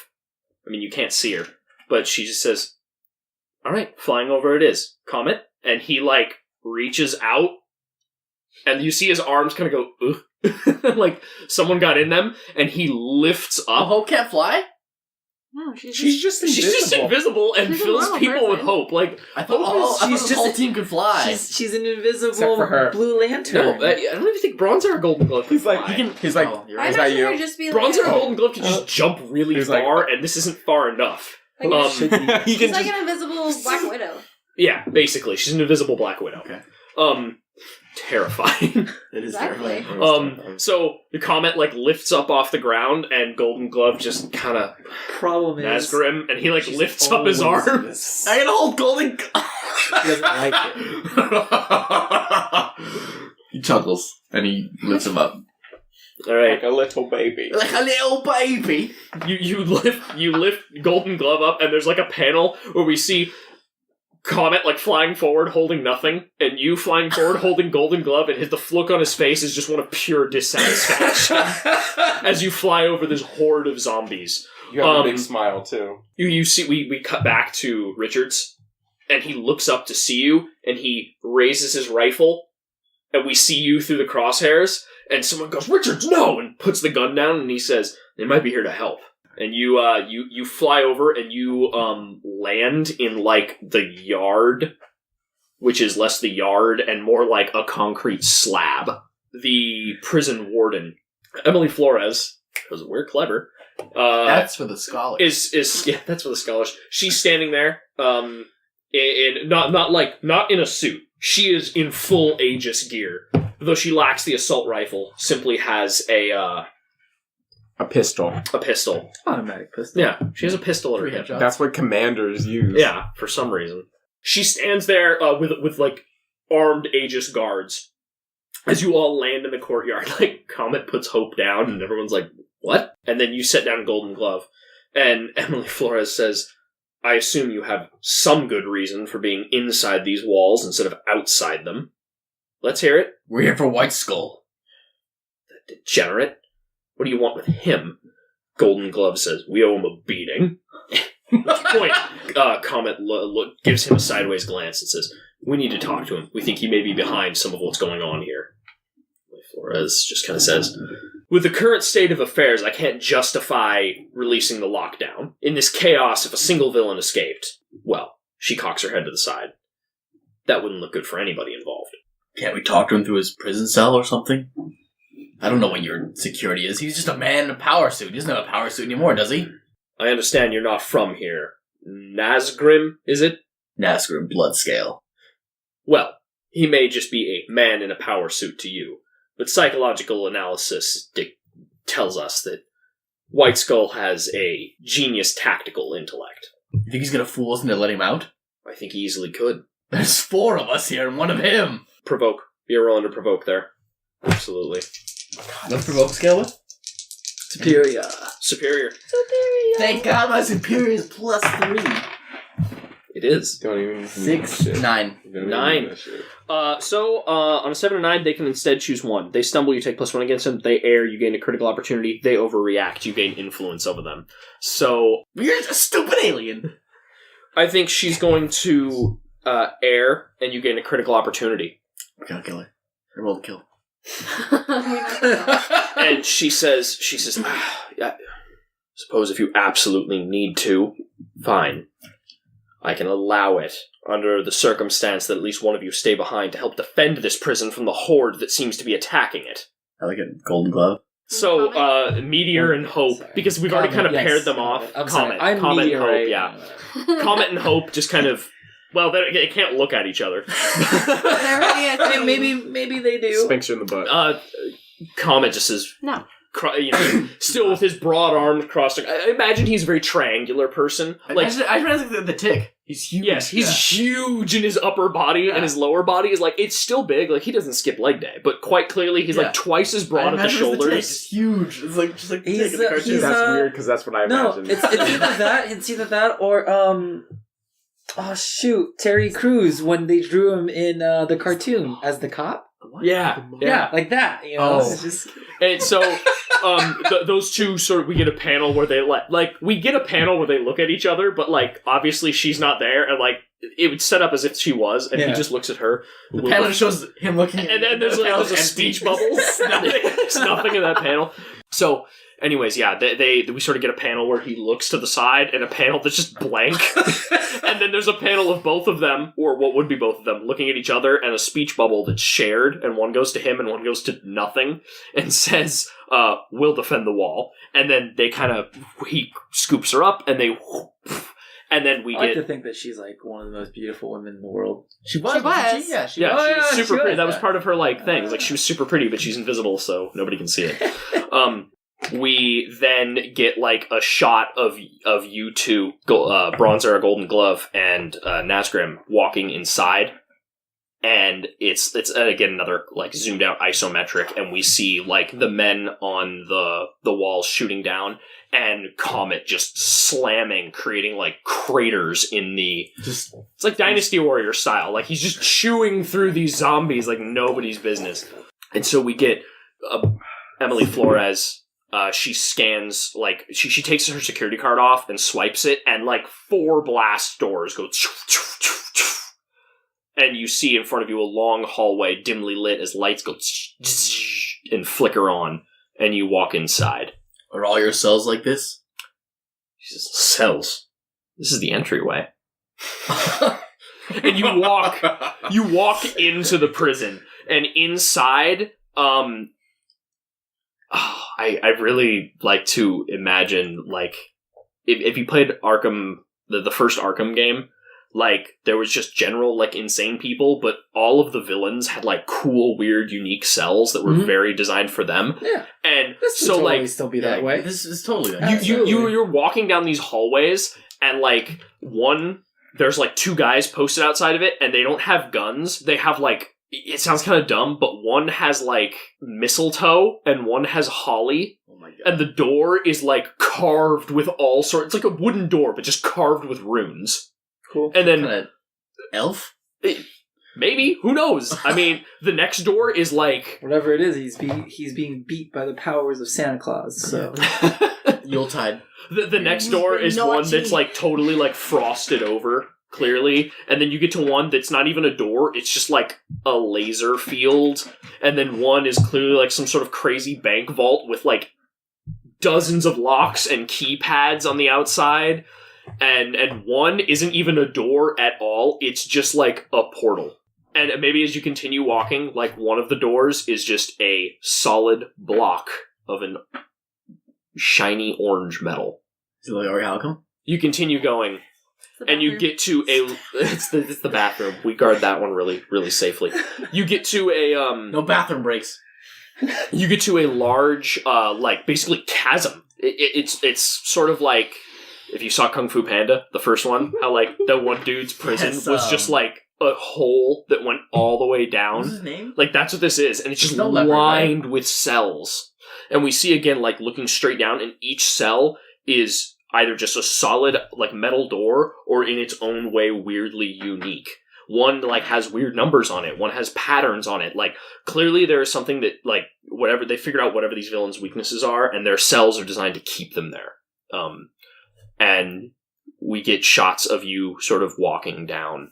And Flores says, "So, Nazgrim Bloodscale, we've heard a lot about you. In fact, we weren't even quite sure you were on our side. You have a room prepared down on level 33, by the way." I would very much like to see that. No, actually, when she says that, I'm gonna, she's gonna raise your freak and lower your mundane. Can I have my freak off any? Do you accept that? Or do you want to reject it? He takes that with pride. Yeah, you take that with pride? Yeah. Okay, cool. Golden Glove chuckles at that a little bit, and he says, "So, what's the deal here? The lower we go, the more dangerous it gets. Where's White Skull?" Like I said, White Skull is a tactical genius. Chances are that if he ended up in here, he's got half a dozen ways figured out how to leave. We weren't taking any chances. So you get down to, like, you go down, like, floor after floor. The after sunlight floor. coming down, or what? Huh? At this point, it's just, like, lights along the wall, and you like, look up, and you can't even see anymore. Good Lord. And then you get in an elevator. Good Lord. And at this point, there's, like, 6 armed guards in the elevator with you, and you go down, like, and they take you to a locked cell. They go, and she says, "Well, this is it. His room." And she, like, weep her card, and the door goes like opens up, and inside a light flickers on, and there's just a bed, a toilet, and then White Skull or the man you assume is White Skull. I think you barely got a glimpse at his face. I don't think I saw his face. He was still wearing his power armor. He was, I think, yeah. I never saw his power armor. The man you assume is White Skull, heavily scarred, bald. At this point, he's grown like a beard, but he's like bald. How long's it been since we imprisoned him? Oh, it's been a couple weeks. It's been like a month or so. Yeah, so he's got like a little bit of a beard. He's heavily scarred, heavily muscled, like the body of a soldier, for sure. And he's got handcuffs on. He kind of like leans up and looks up, and he gives a smile that even though you've never seen his face before, you know during conversation, like that smile's been given. And he just kind of gives a checks a fake watch. Yeah, it's about that time. And he plants his feet. You walk in, and she slides her card. Behind us? Yeah. Did she leave us, or is it just... No, they're with us, right? It's just you two in the room with him, and then, like, a view screen kind of pops on one of the wall, and, like, you can see her, and, like, a camera on her and the other guards outside. So they're, like, watching what's happening. What do you do? This is quite a trekking down here. You must feel fairly proud of how deep you are in this tunnel. Deep? Oh, I thought I was a ways down, but I was unconscious when they put me here. If I'm that deep, they must think I'm real dangerous. I would say so. I can't even see the sun anymore. Can't even see the sun anymore. Perfect. Well, I assume something's brought you here. Golden Glove says, "You're damn right something's brought us here. There's a horde of the undead outside, and we know you had something to do with it, so you better start talking." And he raises one of his fists. Would I be familiar with good cop, bad cop? No. I don't think I would. No, it's bad Yes, cop you or would. death on your planet, I assume. Well, on your planet, yes, but you are technically familiar with bad cop, good cop because you've seen enough TV. You've seen enough TV. I've seen It's true. As an outsider, regardless of what you are, the trope is you binge watch like Earth English Well, she American. literally- You are had welcome for TV. fixing the TV. I mean, like also if you look at like Starfire and if you look at Miss Martian, that's like what they did. They were just like, I need to learn about Earth. Yeah, I'm trying to figure out if Matthew would catch on to that, though. I'll be like... I'm sure Arthur Rose is watching Magnum P.I. Yeah, I am. all those shows, so you would know. Miami Vice, of course. You know what's going to happen here. Just give us the information. This will be over quickly. What's going to happen here? As far as I can tell, you say we're far enough below ground that whatever's up there ain't getting in. He leans back and takes his like cuffed hands and puts them behind his head and goes, I think I'm as safe as I can get. You think you're safe? You have myself, the one who took you down, and Golden Glove. You are completely unarmed. You think Flores is going to let you just have your way with me? I don't think she's fast enough to stop us. Oh, shit.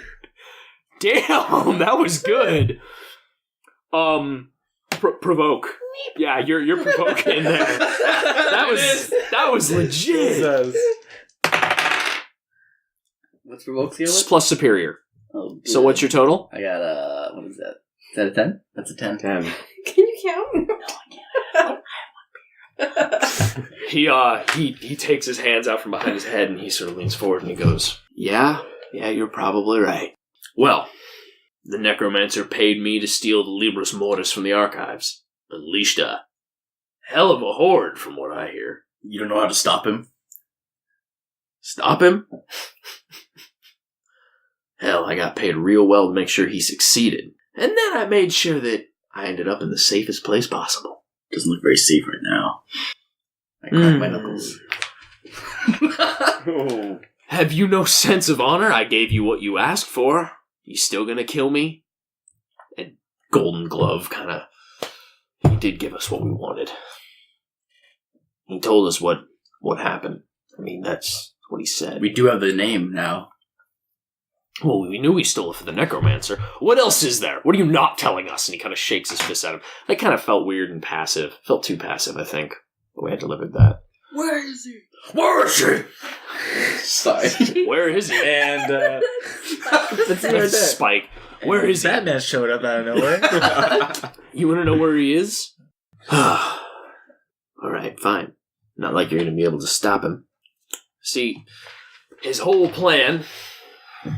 He sort of laughs and he says, The necromancer's got you right where he wants you. Down here talking to me.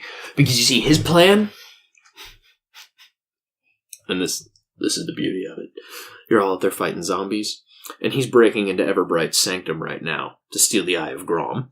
At which point Golden Glove kind of gets a look of shock on his face. Everbright? The Eye of Grom? You all know Everbright. She is she's a Doctor Strange type. She's a mage who lives in the city. But you don't know what the Eye of Grom is. You can assume it's some sort of magical artifact. You know the Eye of Grom is a portal to other dimensions. Oh, shit. Our Golden Glove knows what that is. And he looks at Nazgrim and he says, we need to go. If he's going after Everbright and the Eye of Grom, we need to get out of here. We need to get there as soon as we can. What about Fiore Halcom? I didn't ask about that yet. White Skull's face kind of lights up. Oh, cat's out of the bag now. What is it? Where did you get it from? Did the necromancer give you this? Oh, he helped. You could say that. Yeah, let's delve into that. You got any more questions you want to ask? He said, I got all day. And Golden Glove says, Nazgrim, we need to go now. We're not done talking here. I'll be back. White Skull says, yeah, I'm sure you will. Kind of leans back and then puts the handcuffs behind his head again. So Golden Glove looks at you and says, we're done here. And he grabs you by the arm. You walk towards the cell door, and White Skull just cracks a smile and says, walk outside those doors and you stand a pretty good chance of ending up 6 feet under. Take care. And the doors go behind you. And Ellie Flores says, God, I hate when they're cocky. Did you get everything you needed? Are we done here? Yes. Apparently the situation is escalated. I like Golden Glove having no idea what's happening here. Well, you know who Everbright is. Okay. I will say that. It's a for powerful sure. mage. She's a powerful So going after anything there, you could assume something. Some magical, something, yeah. Alright. You and Golden Glove head back out. And as you're walking up, the Bronzer Golden Glove sort of looks at you and he says, you actually handled yourself pretty well in there. I didn't expect something like that from you. When a man is unarmed, there's an equal level of respect for them. You sound just like Bullet Case Sam. But yeah, there's a sense of honor between warriors. I respect that. You know, my protege, the successor, got a lot he could learn from someone like you.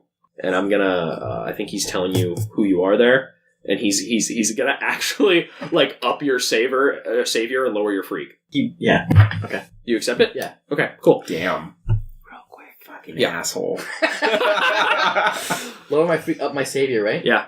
Moment of Truth locks one of my labels. Yeah, it does. So it can't be shifted. Wait, it does? Yeah. When you use Moment of Truth, you lock a label? Oh, I'm so bad. Do it. Which would be the most benefit. Can you do If I do- When you unlock Moment of Truth, you can activate it any Like time. multiple Read your Moment of times. Truth out loud from the back of the playbook and follow that script. In essence, you, the player, take full control of the narrative. The GM will let you know the consequences arise. After the Moment of Truth, permanently lock one label. You have changed, and some part of you has become set in stone. You can unlock your Moment of Truth a second time through advancements. So yeah, There you go. Second one. lock it. What are you Oh, locking? is it on here? You've locked There's only Savior one. plus The 3. only one. You legit view yourself as a Savior now. Yeah. So when she shifted me, I don't know how that works. It's canceled. The 'cause she shift, the won't- whole shift is canceled. Oh, okay. We didn't know that at the time, so we'll retroactively apply it. The whole shift gets canceled. She can't affect if she's trying to affect your Savior. She can't By tell telling you who me, you are. like, yeah. Because you can't just shift one label. So that means It's my always a mundane- shift one up, shift one down Yeah. situation, and if it's blocked, Cool. it can't happen. And my mundane's still 0. Which means people can't shift your Savior up above 3 to affect conditions. So you and the other Golden Glove exit out to the top, where you meet back up with Comet and Hope, who are like, well, what did we learn? He's going after Everbright. Did he mention the name of the Grom's Eye? Grom's Eye. Comet looks a little confused, and Hope goes, the Eye of Grom? We have to go. That's what he said. No. Radio the others. Regroup with Nighthawk. With that, he's gonna, like, cut, and we're gonna cut to, Kid Katie. Katie, I want you to set up the scene with you, Lancelot, Imp, and Nighthawk. What are we doing? You are protecting Aegis agents and helping them just fight back against the Horde and protect citizens. So please, set up the scene for us. I want to see what you think it looks like. Maybe they're in a building, the Aegis agents, and we're like, inside and zombies are outside or whatever, like coming towards them. And they're like terrified and they're like don't know what to do, and then maybe from one side of the building we come in and we kind of just like ask them like, so how many? And they'll be like, I don't know, there's hundreds, thousands, I don't know what to do. I've never seen this before. And I just... Tell the young recruit who's like freaking out. I just go, shh, it's okay. And I just clock my psychic weapon, and then I kick the door open, and we just start. So, you're in this building, and it's you, What? or rather, there's these Aegis agents in this building, and they're posted up and they're panting, and the doors are barricaded, and there's this like, and like a black cloud of smoke appears, and like a whoop, and you, Imp, and Nighthawk, There we go. Yeah. like fall out onto the floor, and that's when the radio goes off, and Nighthawk steps to the side to take it, and you say, so how many are there? And this young recruit's like, I don't know, too many, I've never seen anything like this, I didn't sign up for this shit, I didn't sign up for this, man. He starts panting, and you and Imp exchange a look, and her like dead arm hangs at her side. Good lord. And you walk to the doors, throw them open, or as you walk to the doors, Nighthawk comes back and he says, we're regrouping, plans have changed. And you throw the doors open, and blam, blam, blam, start shooting the zombies, and Imp is like punching them with her, or like punching and tail whipping, and Throwing them off the building. Throwing them off the building. And at which point Nighthawk kind of leans in and goes, Lancelot, now! And we see, like, you two, Imp, like, bamfing around, and you just... And then Lancelot just boom, and lands. Jaeger style, and just starts swatting zombies aside. So you're going to directly engage the zombies. Okay. No, I'm not. I mean, you are. I got She rolled a 3. 3 plus danger, which is 0, so it's 3. 3. Yeah, you take a powerful blow. Woo. Actually, yeah, Mark no. potential. You mark potential, and you take a powerful blow. Great, so I have to roll for that too, right? Yep. But this one you want to fail. Failure's good when you're being hit. But I you never But failed you that. never fail that because you're Kid Katie. I got a 10. Do you have any conditions marked? No, you don't. Well, 10 already. Is You must remove yourself from the situation, flee, pass out, etc. You lose control of yourself or your powers in a terrible way, or 2 options from list 7 or 9. What do you take? So sick and tired of you giving me commands. Give your ground real dead. to your opposition, and your opposition gets an opportunity, and you struggle past the pain, mark 2 conditions. Okay. I'm doing both. You, at this point, like, you start blam, blam, blam, and you get overwhelmed by zombies. Yeah. And they jump on you and start, like, tearing you to pieces. Mark, afraid. And I'm going to say also mark, hopeless. In that moment. And then, as you... I always have. As you fall to the ground... Because it's always your powers. Like, you not fall to the working ground, well. and there's like a black cloud of smoke that appears above you, and Imp's face just... She's a couple inches from yours, and she smiles and says, I got you. And then... And you're inside, and as you do, like, Lancelot backs up against the building, and he just slams his shield down, and he's, like, holding against these zombies that are trying to get in. And, like, the speakers that he speaks through just say, what's the plan? We need to move. I can't hold them for long. And you're, like, lying on the cold linoleum of the building, like, cut and bleeding and bloody with Imp on top of you, the Aegis agents freaking out, and Nighthawk just kind of staring, like... You can tell he's mentally, like, thinking, what do we do? What's the next step? I want to go back out there. What do you do? What do you do? I say, take me back out there. She looks at you and says, no, you damn near got killed. I don't care. Provoke. Take me back. Provoke her. How are you doing it, though? How are you provoking her? Kiss. That kid. I guess I'll just... I said, I'm not a little bitch. Take me back out. Okay. Kid Katie. Ooh! So it's plus superior? Yep. Which is your best? So I got 9 plus 2, 11. 11. Jesus. Always a roll. I trusted you before. I'll trust you again. You can get freaking Imp. And then she someone to closes do her something they eyes, probably shouldn't and do. you into the black smoke, and and you appear outside across the street, and the zombies are like hammering against the windows in the building and against Lancelot's shield. What do you do? I want to unleash my powers. To do? Try to control undead? No. I'm going to stand, and I'm going to conjure up a giant foot, basically my foot. So when I step, this giant foot is going to step onto the zombies, smashing them into the concrete. And hopefully... Good lord! So we get this shot of, like, you and Imp coming out of the thing, and Imp, like, collapses on the floor panting because she just, like, literally teleported very quickly. Mm-hmm. And you stand up, and Kid Katie's eyes, I imagine, like, glow pink. Mm. And you lift your foot up, and we get a panel of, like, Lancelot, like, looking up and seeing, like, your spiked combat boot. But, like, it's just a giant pink version of it. Yep. Roll to unleash your powers. 3. Oh, jeez. Alrighty. Hey, mark potential. And you raise it, and you attempt to stomp down, like, through the ground. But as you do, the boot, like, goes and hits the zombies and just, like, crushes them to the ground. And the street kind of cracks, but doesn't collapse. And the boot dissipates. And the zombies just kind of keep crawling over the ones you crushed. And,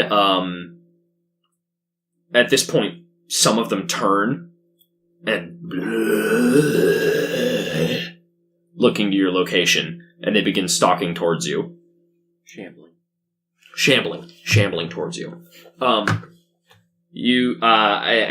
with that, I'm actually gonna say the mech looks up after bracing itself at you, and like, cause, you know, he is the mech, it looks up at you, and the voice speaker says, "What are you doing? You're going to get yourself killed, you idiots!" Mark insecure. No. I'm all the things. All the things. My 2 favorite flashes doing what? Killing zombies. What do you do? As the zombies are now stalking towards you, and Imp is lying there, like, panting on the ground, out of energy. I guess I'm gonna have to assess the situation. Okay.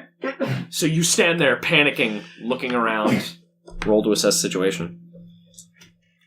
Okay, cool. I don't have a negative on that. Freaking A, 11. Plus superior, so I have 13. Okay. You get to ask 2. I'm gonna ask, how can we best end this quickly? And what here can I use to basically finish the job and get all the zombies to stop? Get the love out of here. How could we best end this quickly? Kid Katie kind of panics and looks around, and you see nearby is an overturned truck. Or rather, you see the zombies kind of split between you two, and now they're, like, not concentrating on Lancelot, which has given him a little bit of leeway, but you're going to be in danger pretty soon. And then, so they're separated now. They're not coordinating one attack. Mm-hmm. They're a little more scattered. What here can you best use to end this quickly? You look down the street and you see an overturned truck.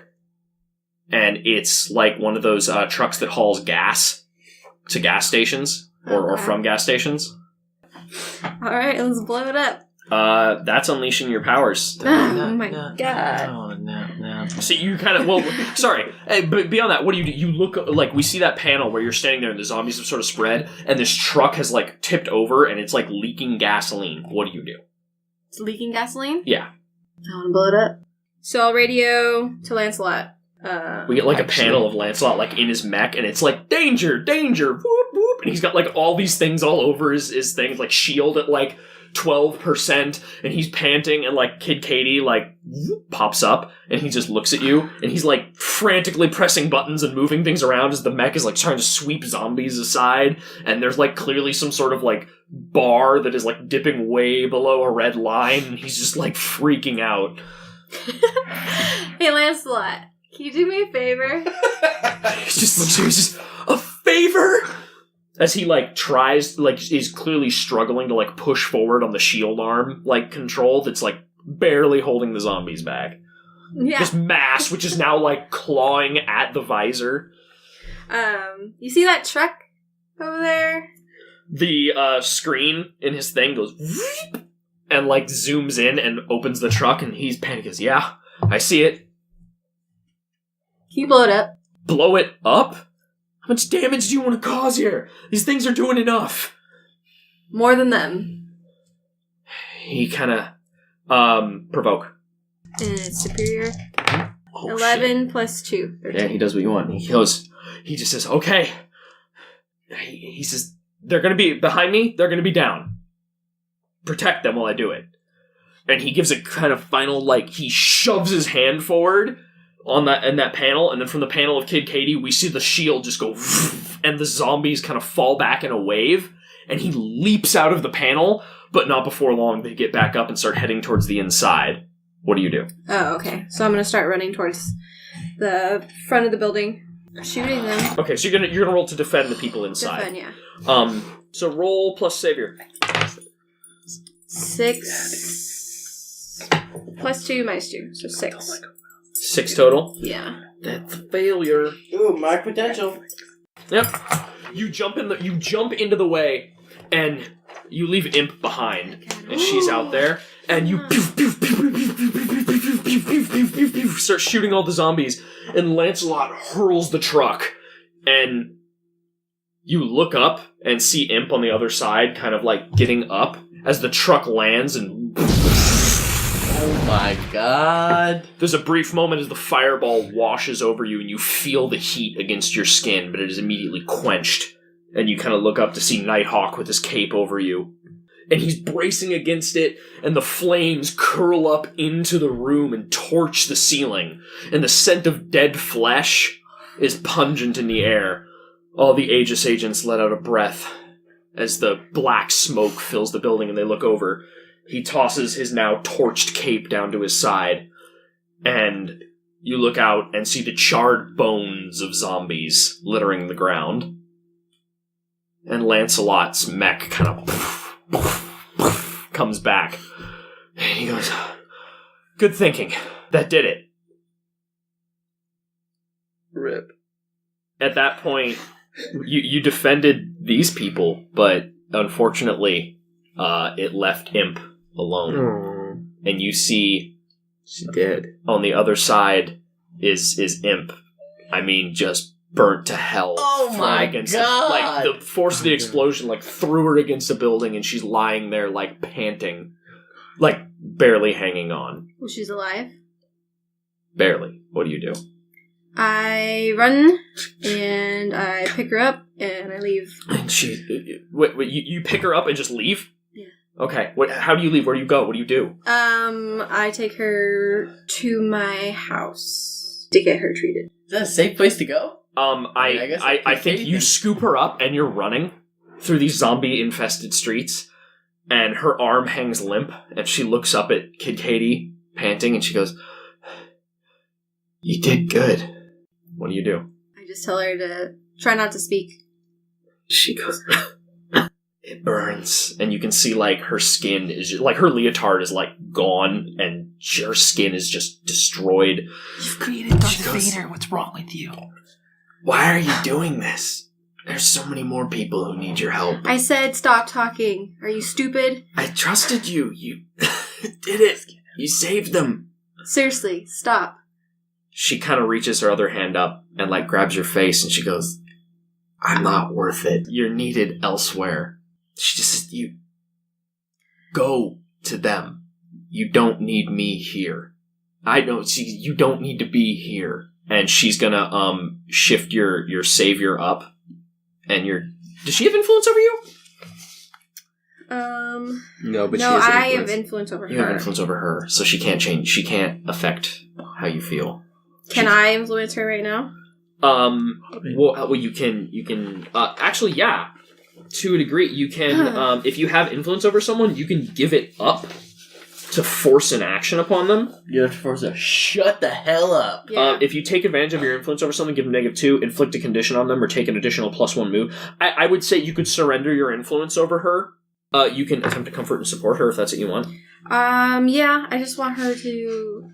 I'm not gonna turn back, so that's why I want her Okay. to just go with what I'm saying. So that would be comfort. Well, are you going to comfort and support her? That's your choice. You can just Um, keep running with her, but you can attempt to calm her down, or how are you going to do it? I mean, I think we get this scene of her, like, reaching up and grabbing you as you're, like, running through these, like, charred, smoking, rain-soaked streets full of zombies, and she's like, you need to be elsewhere, you need to not be here taking care of my stupid ass. She's like, she's totally being kind of self-deprecating, Okay, like, that kind of, like, final moment sort of thing.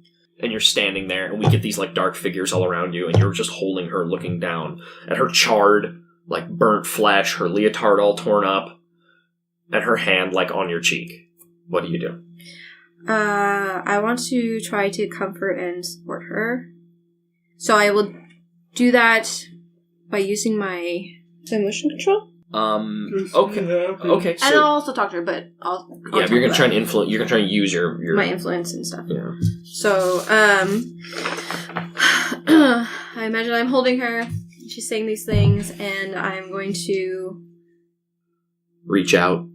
Yes. I'm going to tell her that, as strange as it may be, she's probably the closest thing that I have to a friend. Because Those of you who can't see, everyone. she understands me, I guess, on a different level where we're not, like, very good human beings. Mm-hmm. But she showed her loyalty to me by taking me back out. And that's what got her hurt. So she's my responsibility, and I need to take care of her now. I think guilty. I think you need to mark guilty because of this.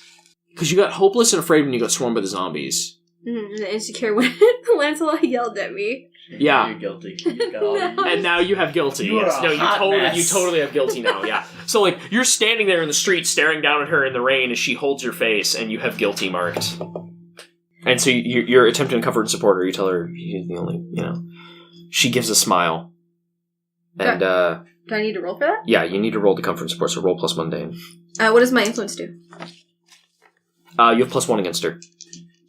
So you add +1 to this roll. So I'm only down one. Please. 6 plus savior, you said? No, mundane. Mundane? Mm-hmm. 0. So Yeah, you get a +1. 7 because you have the +1 against her. Yeah, but then I'm down 2 from being guilty. Damn it. Or, wait, no. Provoke someone. Oh, no, I'm good. Comfort is angry. Yeah, angry is the only thing you don't have marked. So I'm 7? Mm-hmm. So, Succeeded. On a hit, they hear you. thank the Lord. She, God, I'm not angry. So she when I'm not- just kind of looks at you, and you see, you're my only friend, or the only friend I have in this situation. And she smiles and just says, "Thank you." And she trails off as her hand falls from your cheek, and she falls unconscious, but not dead. I'm gonna call Oliver, because I can't run very fast holding a limp body. The zombies are like slowly kind of moving in around you, and you call Oliver. I imagine I would have my little shield bubble. Is you want to put up the shield bubble? So While I call. we see you like slump down and put her on the ground, and the zombies move in, and this like goes around you, and you pull out your phone, and he answers, and he goes, "Madam, I'm sending you my location. I'm not quite sure I'll be able to make it with the streets in the condition they're in." Find a way.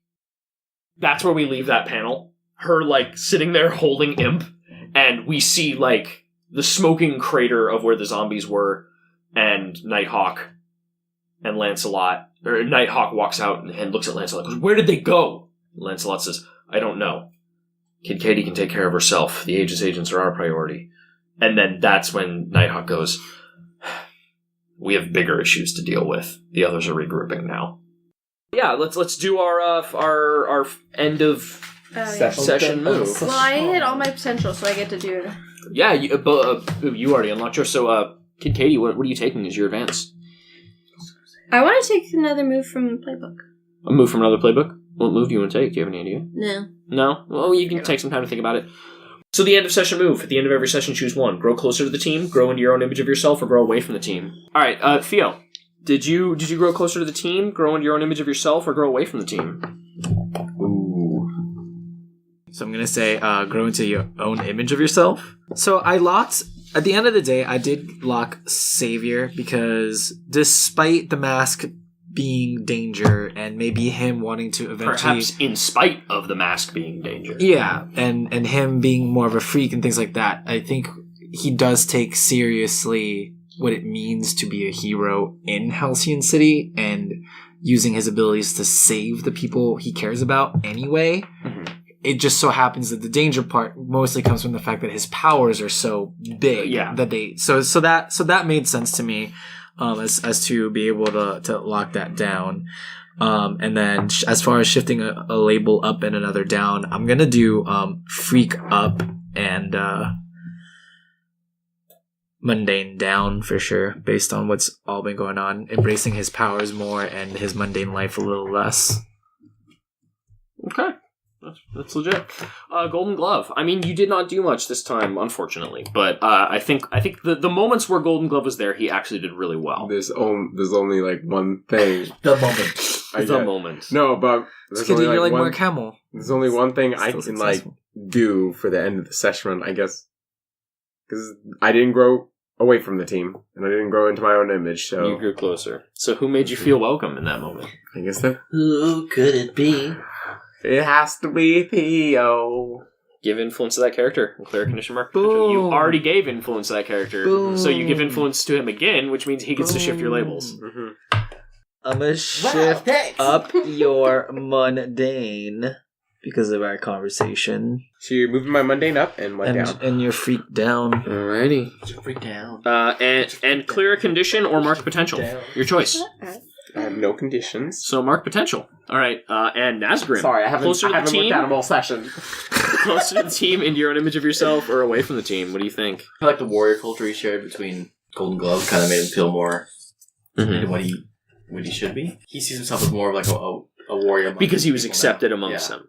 I mean, you could shift Superior down, being like, I'm on their level. Yeah, I like that, yeah. Superior down and... Superior down, like maybe you feel more accepted, but less greater than them. Yeah. It's a double-edged sword. You've been brought down to their level, but that also feels good. What was it? Freak up? Freak up. Superior down. Superior down. All right, Kid Katie. This is the one I'm excited to hear. Either... I was going to say... Not that I'm not excited to hear everyone else's. Closer to the it's team. too late. The damage is done. Okay. Because even though Imp is not really like part of our team, it made me realize that I need to not like think about just myself all the time. But that can also play into own image. But I think I fucked up a lot, so it's kind of hard for me to be like, oh, I know what I need to be now. I actually really like the idea that what happened with you and Imp made, like, it was an example that made Arthur's words ring true. Yeah, because like previous sessions, he would always tell you you need to stop being so selfish. She put so much trust in you, and you got her hurt real bad. So she made, like, she's not part of the team, but she made you feel welcome in the team. She made you feel like people aren't going to like people actually care about you and how you act. I think that's kind of cool. Yeah. So we're gonna give influence to that character, and so I would say in this case you could give influence to Imp. I think that's fine, or you could give influence to Arthur. I'm gonna give Imp. Okay, so Imp has influence over you now. And then clear a condition or mark potential. And you have a lot of conditions. Yeah, I'm gonna mark clear condition? Mm-hmm. Maybe hopeless, I think. Okay, clearing hopeless. We're going to pick up next time. Does me breaking the lock count as breaking something important? Just curious. I would say so. We haven't really been dealing with that. What does that mean? No, absolutely. I think in that exact situation, the lock being the only thing that kept them from going away, and you breaking it and unleashing that, especially because the reason you did it was because you were angry. Yes, you absolutely clear anger. Remember, guys, you can clear conditions by taking specific actions, and I haven't been following up on that as much as I probably should have. I did last session. Yeah, angry is you break something important. I was reading through them and I was like, oh. Afraid is running away. And you ran away. Kate, you ran away at the end of the You scene. can definitely clear Afraid for that. Guilty, I still think you holding like the dying Imp and putting the shield around her is not truly making amends yet. Yeah. What is it's sacrificing for me, right? Isn't it? Yeah, you have to sacrifice. Well, also, Tom, you're like. I guess we can justify it in that when you're angry, you don't have to. What you break has to be something not just important to the scene, important to you. It has to be important. It has to have meaning. And I guess in that idea, with your savior being locked where it is, like, that was what was keeping everyone safe, and you broke it. And then chose to step in and be the lock yourself. We will continue next time. Thank you all for listening to our Nerds on a Roll podcast and actual play podcast of Masks: A New Generation. I am your Dungeon Master, Lauren Peterson. As always, with me is... Katie Kawaguchi. David Schulke. Robert Segura. And Tom Nguyen. We'll see you all next time. Hey guys, this is Theo. Thanks for listening to our episode. We'll have a new one up every other Tuesday. We also have a Facebook, Instagram, and Twitter, but make sure to use our NOAR podcast, hashtag that is, for a chance to have your name used as an NPC in one of our following episodes. And then if you can and want to, no pressure, consider donating to our Patreon as well and help us feed the project and keep us alive. As always, thank you, and we will see you next time.